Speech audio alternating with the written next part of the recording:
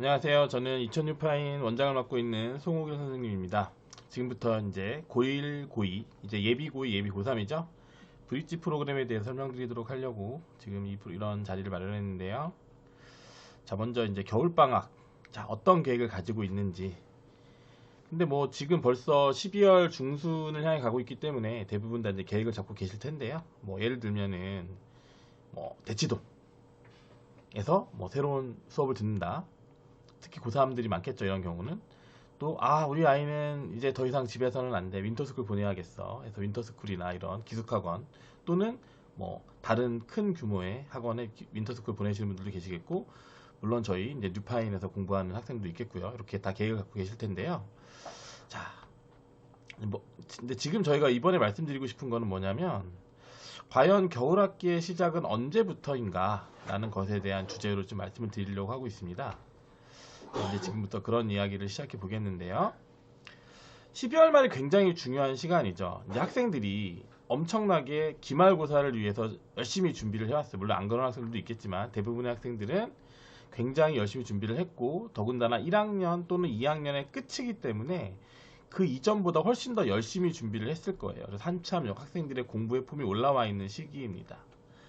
자, 그런데 그 시기가 그냥 학생들이 열심히 쌓아 올린 것이 허무하게 무너져 버리는 것들을 방지하기 위해서 저희들이 생각해낸 것이 바로 브릿지 프로그램이라는 것인데요.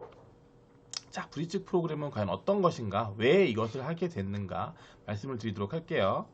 자, 2023년 고등학교 2학기 기말고사 일정을 보시면은, 자, 보시다시피 이렇게 되어 있습니다. 용산고는 다음 주 수요일인 13일에 끝나고요. 중경고는 11일에 끝나고, 성심여고는 12일 이렇게 끝나게 됩니다.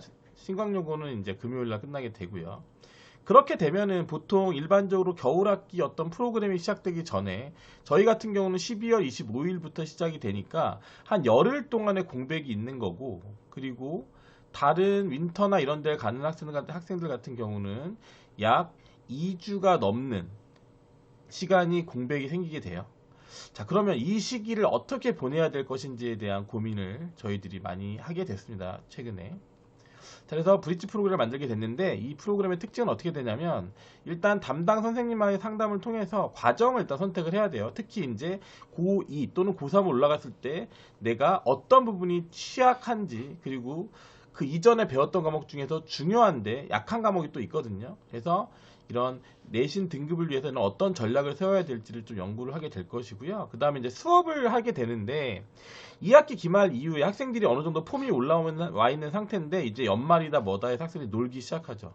이 노는 거, 놀다 보면 학생들이 학원을 가기 싫어해요. 학원도 가기 싫어하고 공부도 하기 싫어하고 이런저런 핑계를 대면서 이제 학습에 공백이 생기게 되는데, 이렇게 되면 갑자기 이제 공부 습관이 무너지게 되죠. 또 연말이라든가 연초에 이런 분위기를 타면서 학생들이 이 긴장감도 사라지고요. 그래서 이런 긴장감을 좀 부여하고, 그리고 동기부여의 어떤 모습을 시키고 효율적으로 겨울방학을 위한 준비를 하기 위해서 저희들이 이런 프로그램을 만들게 되었고, 특히 이제 과제가 많게 되면 학생들이 아무래도 좀 부담감이 있기 때문에 배운 내용은 가능하면 그날 확인 점검하는 방향을 하도록 하겠고요.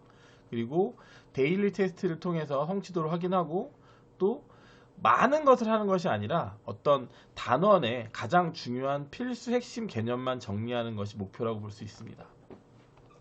그래서 결국 브릿지 프로그램의 목표는 뭐가 되냐면, 열심히 준비한 기말고사부터 이제 새로운 겨울학기 시작까지 학습의 어떤 연속성을 굉장히 중요하게 생각하기 때문에 하는 거고요.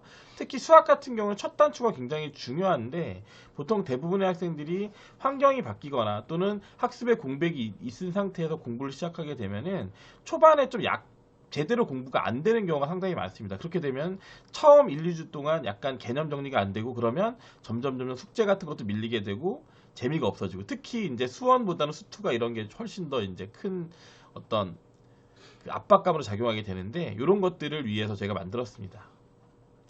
그래서 이제 간단하게 어떤 프로그램인지 어떤 것이 있는지 소개를 해드리면은요.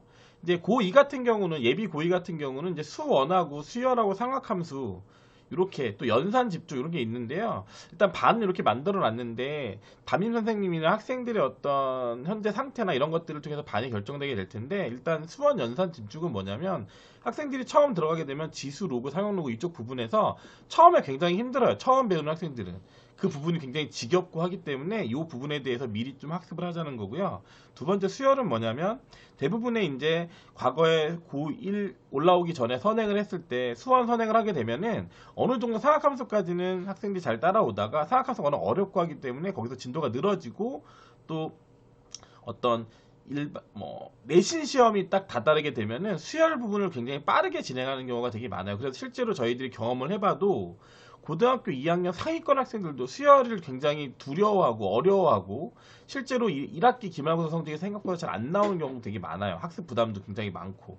그래서 수열 부분에 대해서 좀 한번 미리 특히 최소한 공식이라든가 이런 것들, 개념 같은 것들을 확실하게 이제 정리를 하자, 이런 차원으로 만든 거고요. 그 다음에 상학함수 원래 너무너무 중요하죠. 상학함수 같은 경우는 특히 그래프 같은 게 굉장히 중요하기도 하고, 일단 내용적으로 봤을 때는 1학기 중간 기말 전부 다 걸쳐 있는 데다가 이게 학생들이 애초에 중학교 때 선행을 할 때부터 굉장히 어렵다는 선입견을 갖고 있는 부분이기 때문에 특히 그래프 파트가 그런데 이 부분에 대해서 좀 미리 공부하는 파트가 될 거고, 이제 이렇게 만들어지게 됩니다. 특히 이제 어떤 거냐면 이제 연산 집중 같은 경우는 이렇게 계산 문제가 굉장히 많아요. 수능에도 많이 출제가 되고 내신에도 많이 출제가 되는데 이거에 굉장히 부담을 느끼는 학생들이 상당히 많습니다. 그래서 이런 것들을 미리 공부해 두면 실제 들어갔을 때 학생들이 좀 마음 편하게, 좀 어렵지 않게 일단 시작을 할 수가 있는 거죠. 일단 시작을 해서 학생들이 공부가 잘 되고 어느 정도 성취도가 나오기 시작하면 그 다음부터는 약간 좀 물 흐르듯이 흘러가는 게 있는데, 여기서 막혀버리면 학생들이 굉장히 자신감이 떨어지고 하기 싫고 이렇거든요. 그래서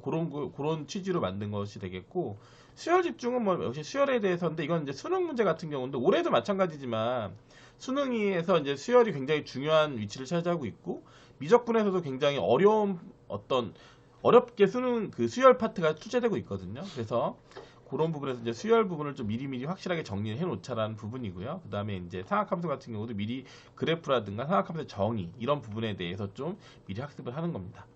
자, 예비 고3들 굉장히 중요한 시기죠. 특히 예비 고3은 더군다나 정말 제 생각엔 학습의 공백이 없어야 된다고 생각을 합니다.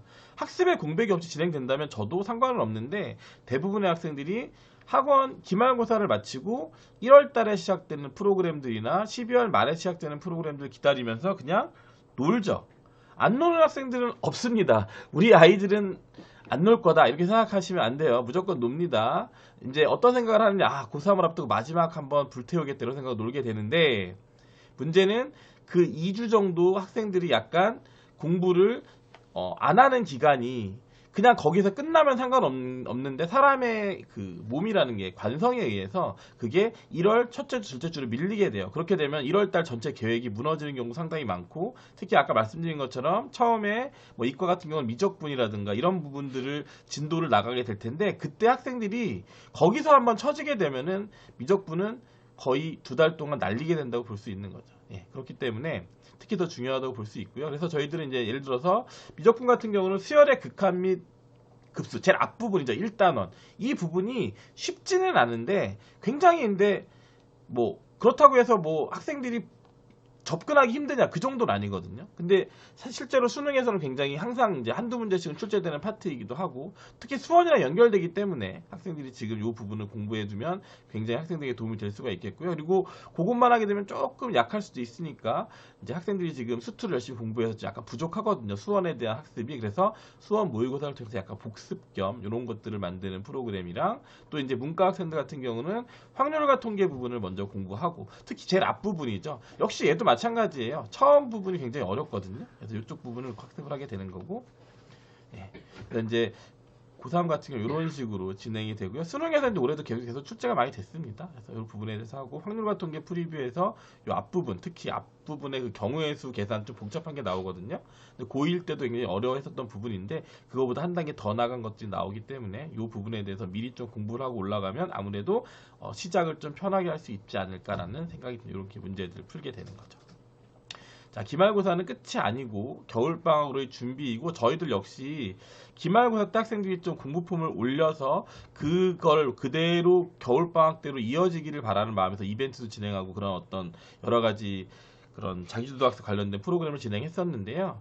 예, 학부모님들께서도 또 학생들도 이런 부분을 좀 알았으면 좋겠습니다. 이 중요한 시기를 그냥 흘려보내면 나중에 반드시 후회하게 되니까 꼭 잘 준비할 수 있는 여러 가지 방법들을 생각해 주시면 되겠습니다.